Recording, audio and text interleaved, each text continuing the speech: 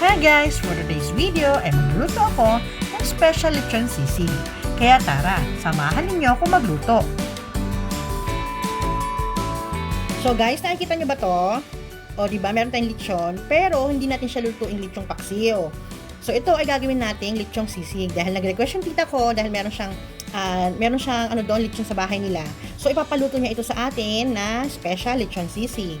So ito yung mga ingredients natin dahil ipinadala ito ng tita ko at gawin ko daw lechong sisig. So meron tayo ditong lechong ulo, kalamansi, sibuyas, sili, salt and pepper. So tara na guys, magluto na tayo. Una, ang gagawin natin ay babaklasin natin itong lechon. Ibig ko sabihin, i-slice natin yung mga laman-laman, saka natin ipiprito. Tapos kukunin natin yung yung utak kung nandito pa yung utak niya, para yun ang ihahalo natin, di ba? So ayan.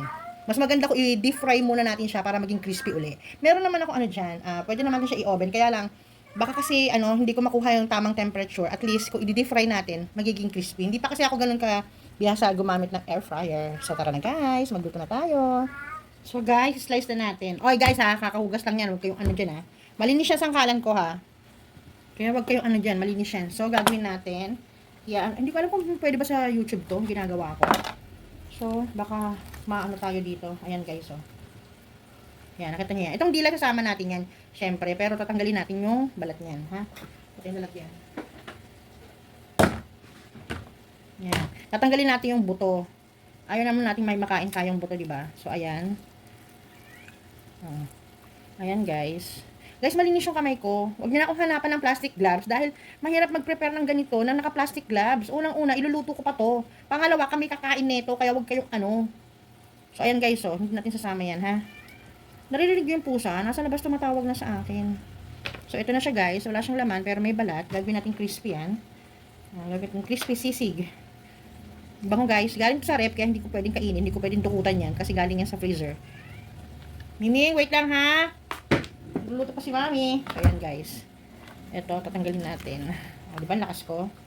Ayan. Tanggalin natin yung kanyang maskara. Malaman siya guys. Kala nyo. Kaya kayo, pag may nagpapatikot sa inyo ng lechon, kunin niyo lechon, yung lechon ulo, yung paa. Yan kasi yung mga malalasang parte. Ha? Happy, umalis ka dyan. Nakikita ka nila. Nakikita nila yung nguso mo. Umalis ka dyan. So, ayan guys. Malaman yan guys. So, tatanggalin natin yung buto. Ayan. So, I'm thinking, naksawan, English yun. Tinisip ko kung tatadadin ko na ba siya bago ko siya iprito or i-deep fry ko na siya. Diba?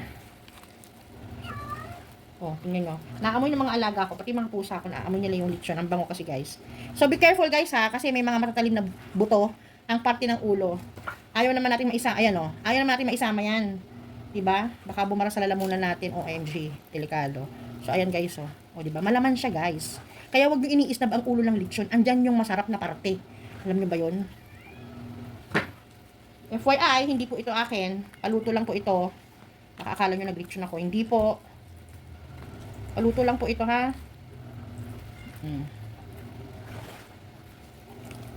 Sandali nga guys. Tara! Guys, ito na lechon natin. Tapos yung brain niya. Ito. Napasuyo nga ako na. Sorry guys. Nang maliit na dyan nalagyan. Ito ayun na, Hindi ko alam kung pwede sa YouTube. Ayan guys, wow, tsaka kutsara Ay, hindi, wag na.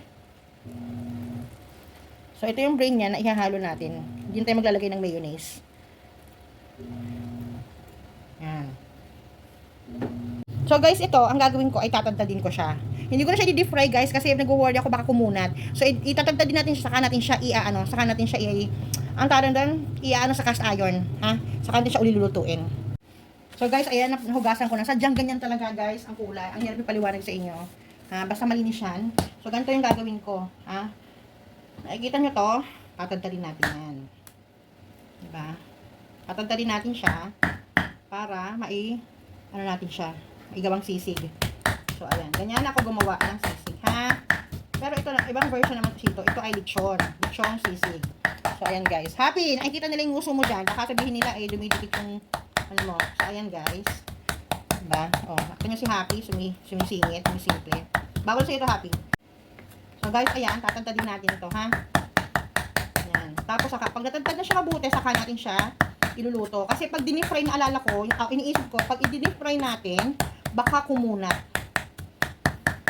Pero malamang hindi siya kukunat. Basta gusto ko lang ganung version. Ba't ba kayo? Guys, itong dila, tsaka ito pala, i-try natin. Hindi na masama kung mag-try tayo na itong mga to. Try natin i-deep fry. Yung una natin tinagtad, okay na yon. Ito, deep fry natin. And then, itong laman, tagtadin na natin, ha? So, guys, ito na yung dila na naiprito natin. Ang ginawa ko, guys, para hindi siya tumigas o kumunat.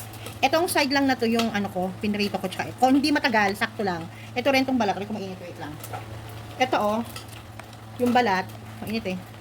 Yung likod lang ayan lang, ang pinrito natin, ha? Meron pa doon yung, nguso, at saka balat pa. Hanguin na natin, guys. Ito yan, guys, so, tenga pala, tsaka nguso yun. Ito, yung isang tenga, at saka yung isang nguso. Yan, crispy siya. Para may crispy na, doon sa ating sisig. So, guys, ito, nahugasan ko na uli yung sangkalan, ha? Kaya wag kayo, dyan. So, guys, ito, tadtadin na natin yung dila natin. Yung dila ng baboy. Yan. Tapos, yung natadtad ko na una, ito kung saan natin pinrito yung lechon, doon natin siya, isasangkot siya. Hindi na natin siya iaano sa cast iron kasi matrabaho, mabigat. Ayoko maghugas ng mabigat. So, doon na lang. Konti lang naman yan, guys, eh. So, ayan, guys. Kaya pag may nagbigay sa inyo ng lechong ulo, yung mga paa, huwag nyo isnabin yan kasi bukod sa lechong paksiw, pwede nyo itong isigang. Mas masalasa pag sinigang na lechon. Na-try ko na yun, guys. Masarap. At itong sisig, nakapag-try na din ako. Hindi lang ngayon ako nakapaggawa ng lechong sisig. So, ilang beses na din nakagawa ako ng lechong sisig at talaga namang masarap, malasa. Lalo pa ako ang lechon nyo ay from Drell's Lechon. O, di ba? At ito yung tenga. O, ayan guys, ha. Patunay na ang Drell's Lechon, kahit ipainit nyo pala sa iprito nyo uli, ay hindi siya kukunat. Kala ko kanina, di ba sabi ko baka kumunat? Pero hindi. Ayan ang proof na ang tenga ng Drell's Lechon ay hindi makunat kahit iprito mo pa siya uli. Okay? So, ayan, tantadin natin siya, guys. Tada! O, diba? Ito na yung ating na-deep fry na balat at tenga at nguso ng lechon. At tapos, ito naman yung laman niya. So, ito isasangkot siya natin pa. Kasi malamig pa siya, guys, eh, oh. So, ito hindi natin, isasama natin to. Pagka okay na to, ipaghahalo-halo natin, guys. So, tara na, guys. Start na tayo ulit magluto. So, guys, ito na yung kawali. Tinanggal ko na yung mantika. Dito natin pinrito kanina yung balat at tenga ng baboy. So, mainit-init na siya. Tinanggalan ko na ng mantika yan. So, ilalagay na natin. Hindi natin siya igigisa sa mantika ay sa bawang sibuyas kasi mawawala yung, baka mawala yung pagkalasa niyang, sisig. Basta ganun yung gusto ko. Huwag na kayong mangialam. Hindi natin siya igigisa. Yan lang. Hintayin lang natin itong, maluto, ha? So, guys, ito na yung lechon natin. Ang bango-bango niya, guys. Grabe. Pigaan mo lang ito ng kalamansi. Okay na, guys. Promise. Pigaan mo ng kalamansi. Lagyan mo ng sibuyas, sili, asin, paminta, meron ka ng dinakdakan. Diba? Wow, yan. Ang bango, guys. Promise. Tapos, guys, ilalagay na natin yung utak ng baboy, ha? Yan. Tama na natin siya dyan. Bango, guys. Pero hinay-hinay lang sa pagkain, guys, ha? Ito naman kasi hindi naman namin araw-araw kakainin at nung paluto. Hindi naman araw-araw naglilito ng mga tao dito sa amin. Ha? Kaya huwag kayong dyan. Ay, nabakong sayang. Hindi, konti lang naman yung tumalsik eh. Durugin lang natin yung atay, yung guys. Yung, utak. So, ayan guys, ang bango-bango niya. Kung nakaamoy nyo lang, nakaamoy ko. Kuha na kayo ng kanin na mainit. Kahit baho nga, pwede eh. So, ayan guys. Okay na to. So, guys, ito yung sisig natin. So, ang susunod natin ay ilalagay natin yung ating onion. Yan, lagyan natin lahat. 3 onion na malalaki yun. Tapos, ang sili, konti lang. Hindi, sa lahat na nga natin. Ayan, haluin muna natin guys. Tapos, nakita nyo to, maglalagay tayo. Yan, lalagay na natin yan. Yung inano natin kanina. Maliit yung lalagyan natin. Yan. Tapos, ilagay na natin yung ating paminta. And then, asin. Pero konti lang muna kasi, kaya yung sabi ko, may lasa na po yung ating lechon. Haluin muna natin bago natin ilagay yung ating kalamansi, ha? Wait lang. So, ayan. Pero hindi ko siya mahalo mabuti. Alam nyo na ang ibig sabihin yan. Wait lang uli, guys. Tada! O, guys, dinoble ko. Ayan, doble yan. Hindi ko kasi mahalo mabuti. So, kailangan natin siyang mahalo mabuti. Kaya, kailangan natin mag-plastic gloves.